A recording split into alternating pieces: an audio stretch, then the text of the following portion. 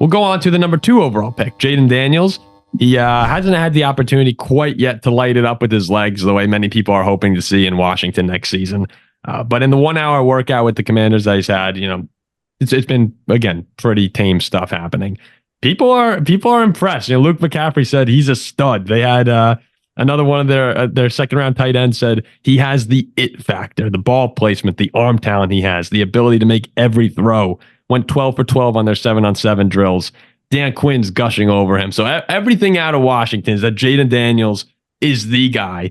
And when you look up and down their depth chart, there are certain situations like Caleb, and I think Jayden will fit into that, where he's expected to be the starter week 1.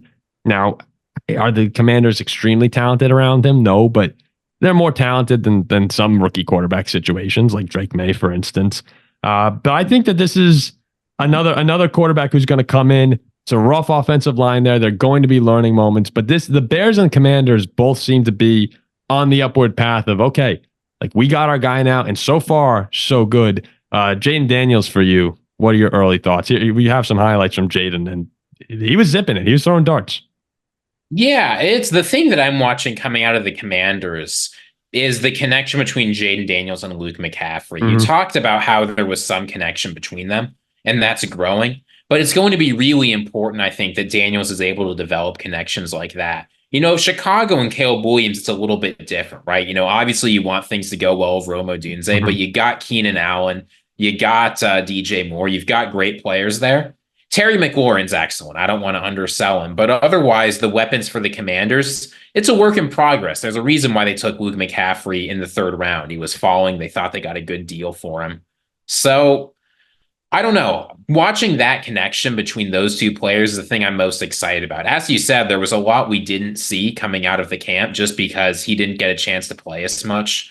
But insofar as he looked good, that's really what stood out to me. I mean, you can see on the highlights here, a lot of these throws, like he has power on his arm. It's really the legs are what everyone thinks about with Jayden Daniels. That's what helped him get up to that spot. But this guy won the Heisman. He was phenomenal last year. Threw over 40 touchdowns. This was someone who in the draft I was a little hesitant to take if I were a Vikings fan. I wasn't sure I was completely sold on him. But the more and more that I learn about Jayden Daniels, the person and the player from everyone, it does sound like this is a situation where as long as he stays healthy, which is a question because he's very thin, but as long as he stays healthy, I think that he could have success.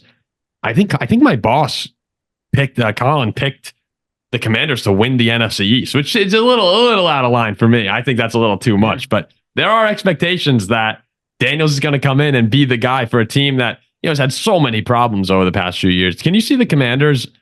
Can you see them making a run at the East, or does that just sound ridiculous to you? I'm not going to say what I'm thinking right now for your sake, but no.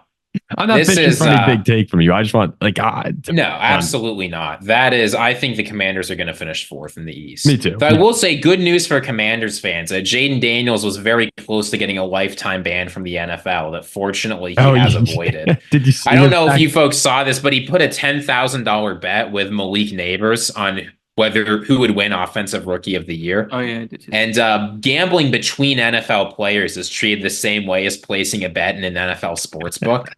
So they had to call that off pretty quickly, and it was kind of funny. Well, Neighbors if that had kept going. Yeah, Neighbors in an interview told, I can't remember who he was talking to. It might have been Keyshawn John. I can't remember who it was.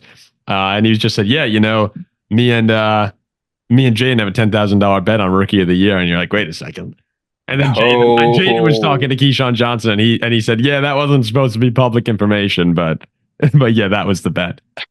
Luckily for the two of them, you can actually place bets before being drafted. So they'll get away. There's nothing here, but it was just no, indeed. I thought that was funny. It is they officially called it off. Yeah, they have officially. I bet on the side I bet that's still going there. But I know Jayden Daniels, again, for everything you've seen, you have to like it from Washington, and they haven't had a starter for more than 3 seasons since 1989 to 1993. 8 different quarterbacks over 4 years for the Commanders, and I don't think that Washington quarterbacks have the same public scrutiny as someone like Cleveland, where you have, the jersey where you have all the names running down of the failed quarterbacks, or Detroit's had their problems. There are other Chicago.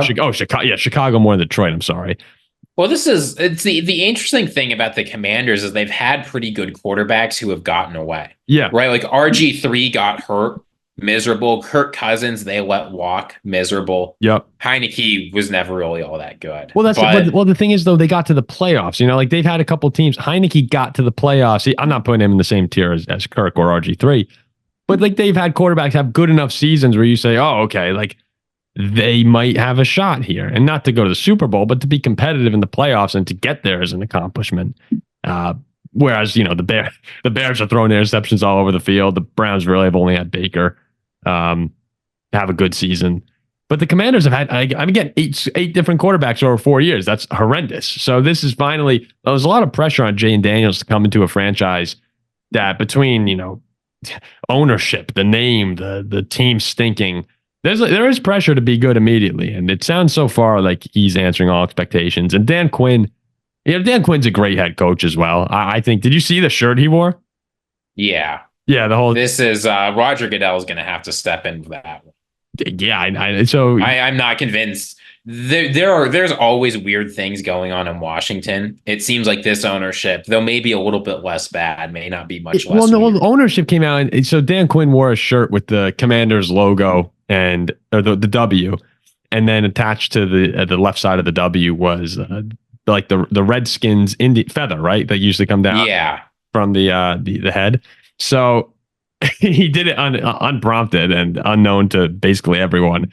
The ownership came out though and said that they weren't changing the logo or anything like that. People are talking about whether but someone made that shirt. So no, someone made that shirt, and now they have to go back and it's going to be a headache for Washington. But it's kind of a bizarre move from Dan Quinn to do that. You know what? A couple months into the job, just have media attention like that. But it is what it is at the end of the day.